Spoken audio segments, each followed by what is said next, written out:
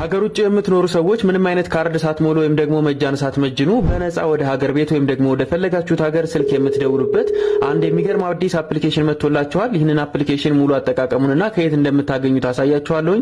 ከዛ በፊት ቪዲዮውን ላይክ አድርጋችሁ ጀምሩት፣ እንዲሁም ኮሜንት ላይ ደስ ያላችሁን ቁጥር ጻፉልኝ። አፑን ስትከፍቱት በዚህ መልኩ ይመጣላችኋል። ይህንን ኦኬ ብላችሁ ከገባችሁ በኋላ እዚህ ጋር እንደምትመለከቱት 630 ደቂቃ ይሰጣችኋል ማለት ነው። እናንተም ኢንጆይ ነው የሚለውን ከነካችሁት በኋላ ከላይ በኩል መደወል የፈለጋችሁትን ሀገር እዚህ ጋር መርጣችሁ ታስገባላችሁ። በመቀጠልም እዚህ ጋር ስልክ ቁጥሩን ከጻፋችሁ በኋላ ወደ ፈለጋችሁት ሀገር እንደምትመለከቱት በነፃ መደወል ትችላላችሁ። ይህንን የሚገርም አፕሊኬሽን ለማውረድ ደግሞ በመጀመሪያ ስልካችሁ ላይ ወዳለው ፕሌይ ስቶር ትሄዳላችሁ። በመቀጠልም ሰርች ማድረጊያውን ከነካችሁት በኋላ ማለዳ ቲፕስ ብላችሁ በዚህ መልኩ ሰርች ታደርጋላችሁ። በመቀጠልም እዚህ ጋር መጀመሪያ የሚመጣላችሁን አፕሊኬሽን ኢንስቶል አድርጋችሁ አወርዱትና ኦፕን ብላችሁ ክፈቱት። እኔ ስለወረድኩት ነው።